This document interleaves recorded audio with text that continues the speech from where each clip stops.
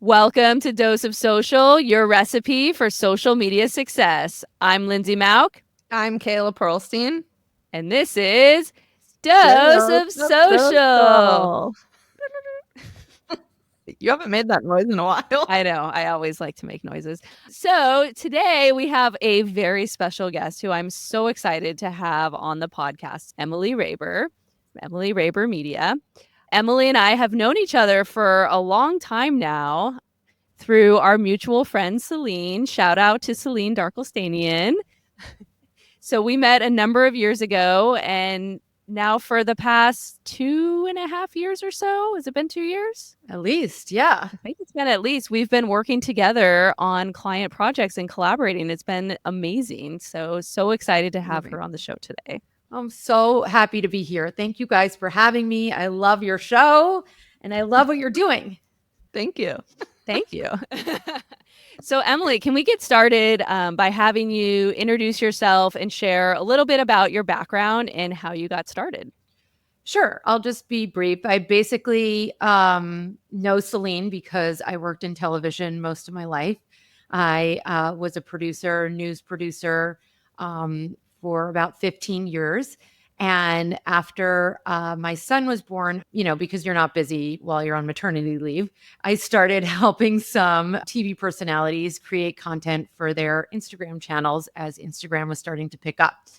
And that got big pretty quickly. And I transferred my skills and got out of the television world and just wanted to be more like Lindsay and got into digital marketing and started my own digital marketing company about a decade ago. So here we are, and I'm grateful I get to work with people like Lindsay and some amazing brands and influencers on all the different platforms, not just Instagram, but everything else. Yeah, it's been awesome, and Emily and her team do an amazing job at social media. So Emily, you are skilled in such a number of different areas. And when we were talking about this podcast, it was hard to even think of what we were going to cover because there's so many things that we could talk about from the marketing side. So today we are going to focus on Substack. And Emily has taught me so much. Thank you, by the way. I'm so happy you're getting your Dose of Social on Substack. I know, Dose of Social, Substack coming soon. So, Emily, can we get started by having you tell our audience what Substack is and a quick overview for those who are listening that are not familiar with the platform? Yeah, great question. So basically, Substack is a platform where you can publish email newsletters and blog style posts and get paid by your audience. It's basically like a cross between MailChimp and Medium, but you get paid. So you don't have to pay an email service to send out an email. And in fact, your audience pays you back. It became really popular in like 2020 because a lot of writers, as we know, traditional media seems to be dying. I know, I got out of it. And print media especially is going through a rough time. And there's some amazing print media writers who had early on joined Substack to be able to share their voice when they were getting paid pennies for their work. And now they're getting paid a lot of money for what they do. So it's a wonderful platform in that sense because, look what it's done for creators and talented writers, really talented people. So what would you say makes Substack a unique platform for business owners compared to other email marketing tools? I know you'd mentioned you have to pay to send out emails. Should a business owner pick one or do both, or what would you suggest? Okay, so depends on what you're looking for. If you're an influencer, I highly recommend getting on Substack. The days of paying for MailChimp, Klaviyo, sorry, Lindsay, or other things where you're an influencer paying to send out newsletters are over. So you can join Substack for free, you can create content, and you can set up this paid opportunity, which I can get into, like how much and all of that as we go. In terms of businesses and brands, it's new that brands are joining Substack, right? Like, so the first people to join were these writer types. The second people to join were these influencer types. Now there's this like huge fashion community on there. There's all kinds of great stuff happening, but brands are the next ones to join. And the way brands are doing it unfortunately, they're going to need Substack and, good on you, Klaviyo. So the reason for that is because Substack doesn't have like the tools for what are all those things you do, like the funnels and promotions, Automations and flows. the things that Lindsay makes happen. Like this Substack is more for building your voice, building your branding. I love it personally for like brand founders. There are a lot of brand founders doing some really good stuff on there. They're able to like really build up their voice, really build up and link to their brand in there, really be able to connect with other like-minded founders in that community. And also it doesn't hurt that you're getting extra income for this. Nobody is against passive income. Well, would we call it passive? You're still working, but yeah, you're still working. And I think it's also a great place for affiliate links too. I mean, you mentioned like an e-commerce brand still has to have their flows and their automations on a platform like Klaviyo, for example, but an influencer, a creator, or a brand founder can share those affiliate links directly and easily through Substack. That's the best. So even if you're sending a free Substack, which I recommend if you're starting out, you're going to want some free, some paid, right? You need to get those people in, hook them, and then get them to pay for the content that you want. So what I like to recommend is like all these affiliate links should go before the paywall in any case. Like if you're talking about there's a current Amazon spring sale and I want to link all of my Amazon affiliate links at the top and get those people in, it's just another way to get those affiliate, links and clicks. For a brand, similarly, like you'll see stuff from Tory Burch is a brand that's on there, and they'll link affiliate links to other brands, connecting, collaborating, and yet still making money off of their links. The Real Real is an early brand that got on there. If you're familiar with The Real Real, they have a great blog going. It links back, like, here are some of the trends we saw at Fashion Week. And then here are some links to some of our Real Real products that are similar to those trends, which is great. Like it's a great opportunity for brands to use this in a really organic way to connect with influencers and other people, similar minds on Substack. Yeah, absolutely. And it gives brands an editorial voice too. So it's a great platform for that. Totally.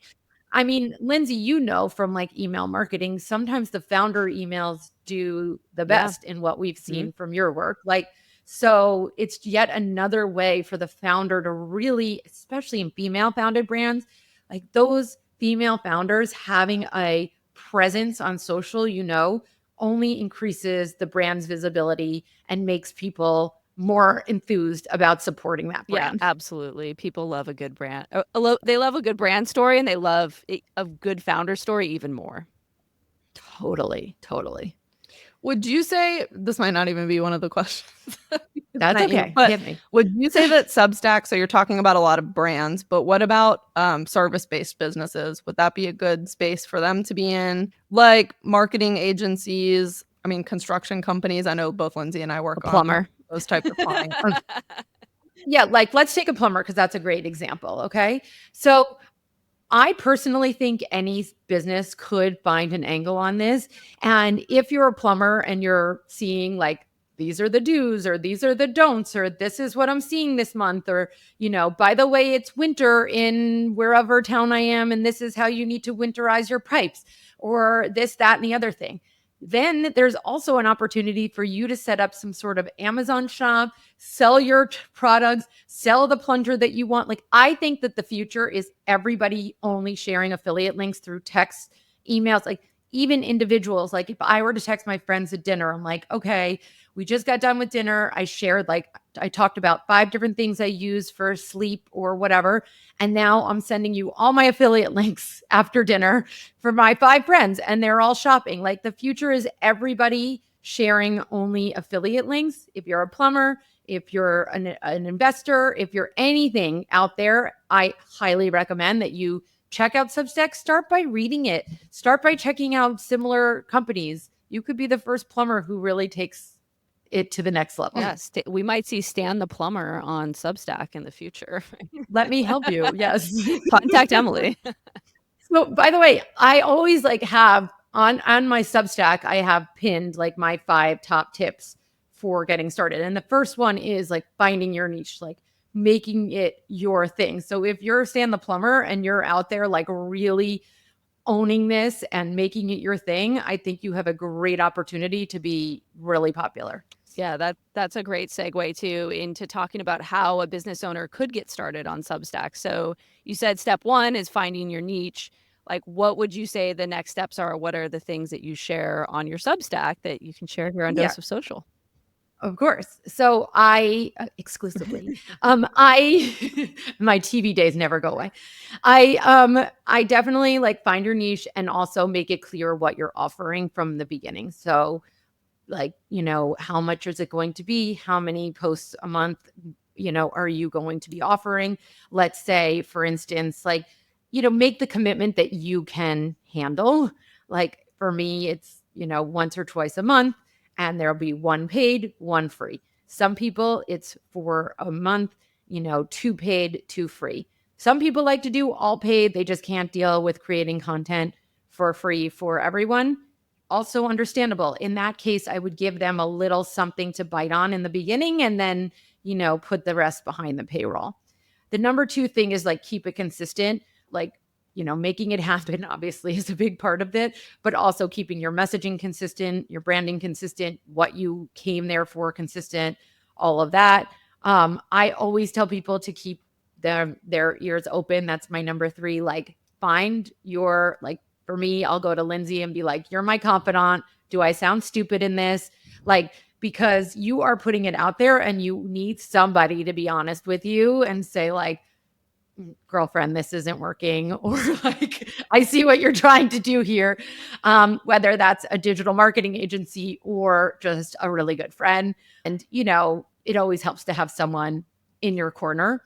And then coming up with like new ideas and stuff like that. I always had this mentor back in my TV days who said, you pass 10 stories on the way to work. And I'm not sure that's necessarily true, but like always just being on top of, what your friends are talking about, what you want to be sharing, what your business owners in a digital marketing community are asking for, what influencers are looking for help with, like all of those things help inform mine. And just continuing to like interact with others and be out there to connect with others so you can quote them and share them and then they share you. Because just like, any other social platform, the more you tag people, which is a little different on Substack, the more you'll get shares and recommendations. One of the things that really gets you eyeballs on Substack are these recommendations. And the name of your Substack is Raiber's Recommendations. That wasn't intentional, but yes. Why don't you go ahead and share what that's all about for our listeners? Because I think I have a suspicion that a lot of folks listening to this podcast right now are not as familiar with Substack. So, okay. So basically recommendations are a tool on your Substack where you can choose like as many as you want. If you're following, Stan the plumber and Lindsay, you can choose, do you want to recommend them? You can click yes. If you click yes, you can also write a blurb like, I love following Stan the plumber because now I have no problems with my toilet. And then that recommendation, every time someone subscribes, even for free, to my Substack, they will say, oh, because you like Emily's Substack, you may also like her recommendations. And it almost automatically, if you're not savvy enough, gets these people to click and follow them as well. So pretty much anytime anyone who's recommended me gets like a little boost, I get half of those followers, I would say, which is awesome. That's amazing. That's a really good conversion rate. That's a 50% conversion rate. I think that's why I keep you around for the math. I don't know any of that stuff.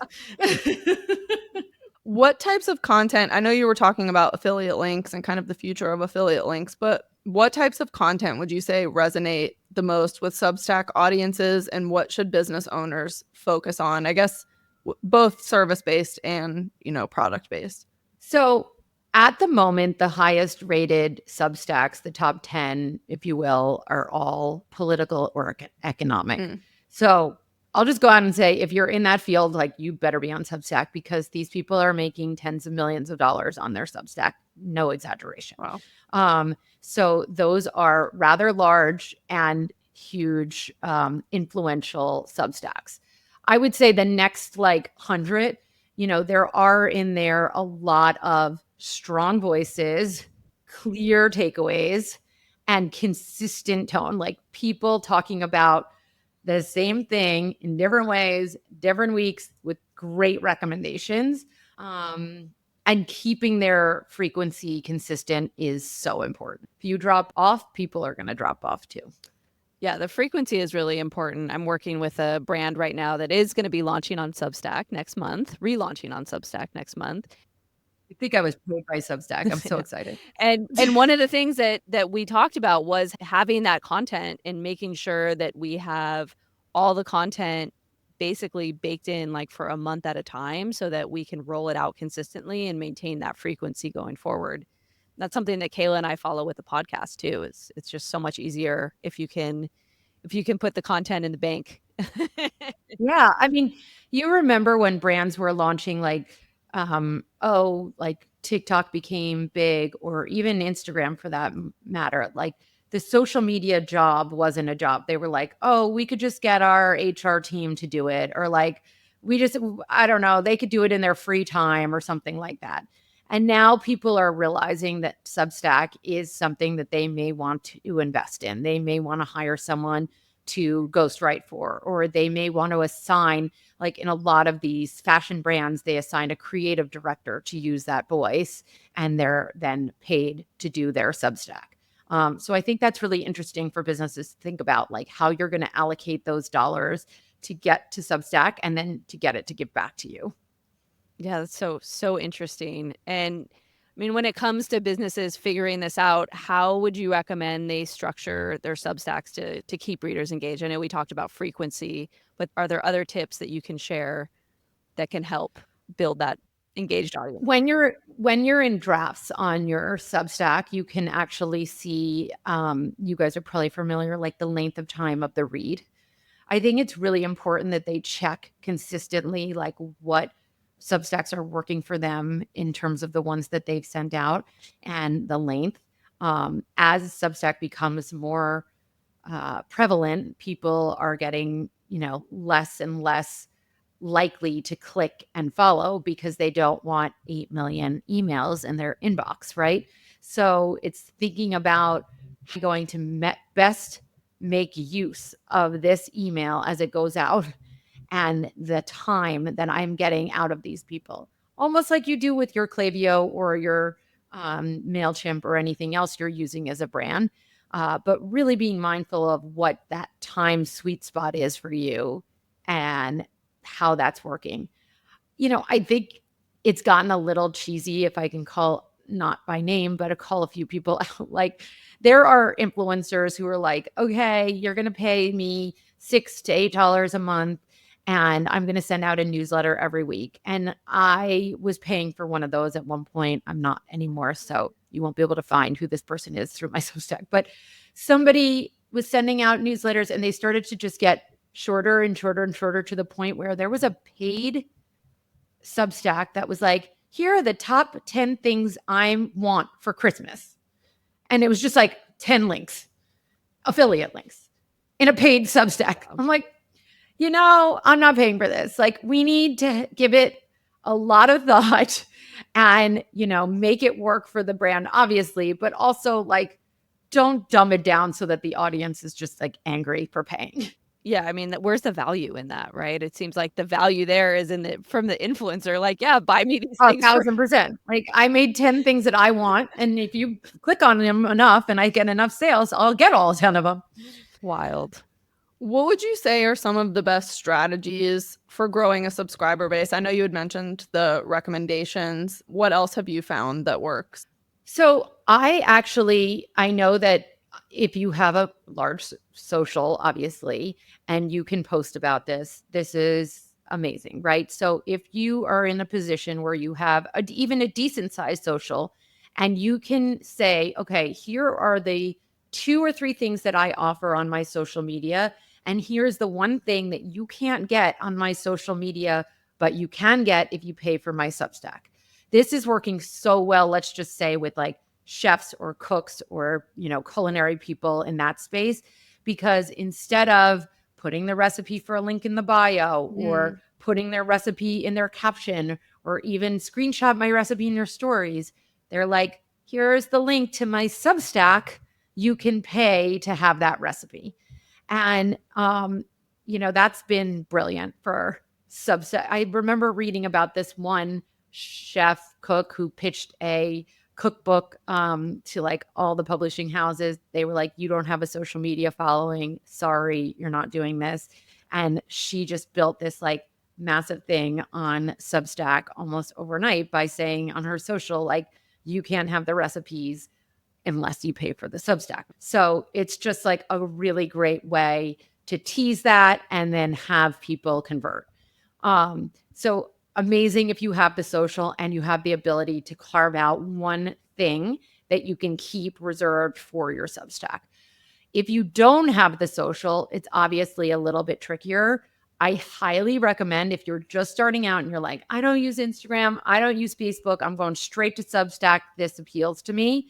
You just need to work it like a LinkedIn where you're connecting and messaging and talking with and doing the notes and tagging and recommending and really working within the Substack, because it is possible for you to just build a Substack and get off of Instagram. I know that's like a big yay for a lot of people, because I do have a lot of influencers who are like, I'm done with Instagram, and they're telling their followers, like, keep following me on Substack, keep up with the emails, because I will be getting off of Instagram. And don't forget, if you're on Substack, you own your audience, unlike these other platforms where you can lose them overnight. Right. I mean, yeah, it's so interesting because I think there's two ways you can go about it, right? Like one is you can leverage your social media audience to grow your Substack, and the other is you could just move over there entirely and only do Substack. But what role would you see social media playing in promoting Substack? I mean, I think it's still important, but everyone has their own opinion, right? I mean, certainly, yes, there's like I said, it's great if you were able to just jump right into Substack and do that. Amazing. But if you can use your social media to leverage it and carve out that one thing that you can say, you will only find this on my Substack, that's great. And people are really doing that in a great way with great content on their Substack. I want to go over to Substack right now. I know. I mean, they should be paying me. This is ridiculous. But yes, I'm getting lots of ideas out of this episode already. Oh, I'm so glad. I mean, there's endless opportunities to really dive in and make money. Yeah. People are making significant money, I should add. It is not just a small little amount. It really starts to add up. If you're an influencer who has 100,000 followers, and obviously those people aren't paying you monthly to get your content, you have an opportunity to charge $8 a month on your Substack and get at least 5,000 of those 100,000 paying you. Lindsay, what's the math on that? I mean, yeah. You put me on the spot for the math. I mean, but yeah. Calculator. I mean, it's like, what if we all had a calculator in our pocket? What, 5,000 people paying at $5 a month? You got or 5,000 paying at $8 a month. I mean, well, let's do easier math for me. Oh, sorry. I don't know. What's like $35,000 a month? $40,000 a month? $40,000 a month. Yeah. A month. Not bad. I don't think that's too bad. It's great. Everyone should be joining. They should. So what advice do you have for brands that are looking to grow their paid subscriber base and maybe still growing on the social media side? Are there things that you can do to entice your paid offering on Substack? I mean, for brands, it's obviously anything that you know your audience wants that you can keep behind the paywall. So it really depends on what that is, right? So, I mean, let's think about the plumber, because that's the best possible. Stan again.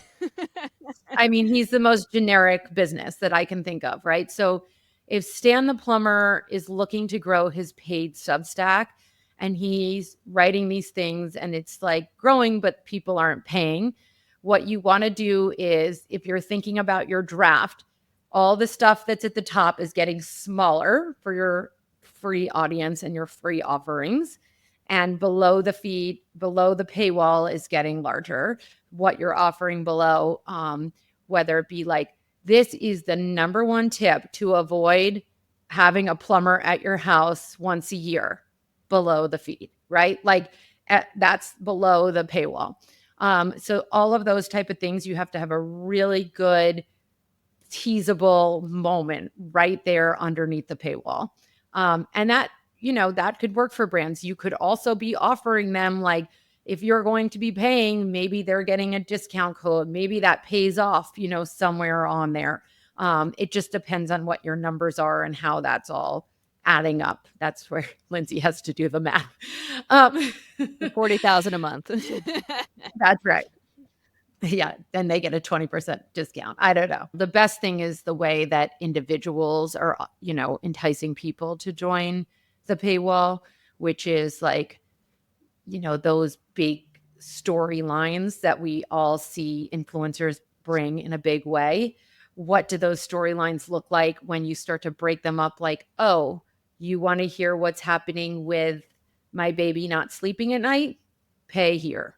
You want to hear how I got her to sleep through the night and I didn't do this, this, and this? Pay for the paywall. Like, there are different storylines that you have to think about in your big concept of how you're promoting your brand as you as an individual, I should say. And then, what that looks like for dividing it up for your Substack. That's great advice. Thank you for sharing that. So, Emily, is there anything else you would like to share with us about Substack in general? Yeah. I mean, a couple of things. One, just keep in mind that Substack is now offering video and podcasting components. So you can put videos on there, not just still pictures. You can link your podcast, which is really helpful for, all that cross promotion that you want to do. I don't think we really talked about notes, so I'll mention that quickly, but there's Substack posts and Substack notes. Substack notes is like their version of Twitter or X, where you can post these like daily little, updates. Is a great way if you're looking to build, especially if you're just joining through Substack, like with no social following. You can constantly put stuff up there and, hopefully some of your stuff goes viral and you get a bunch of follows.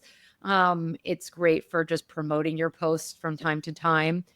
People put goals out there of like, I'm going to put notes up 5 days a week and then put 4 posts up a month. If that sounds reasonable for you, go for it, but see if it's working. For me, notes has never really done anything. Maybe I'm just not creative enough for notes to like take off.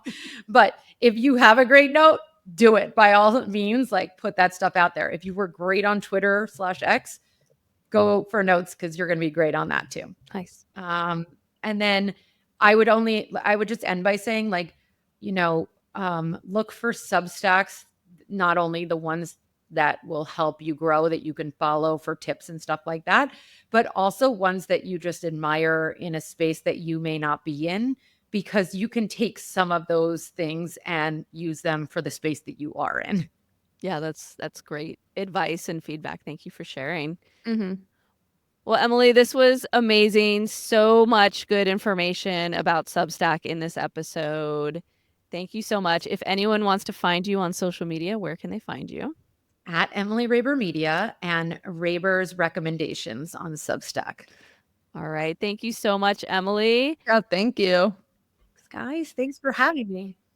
And we're out. Peace. Bye.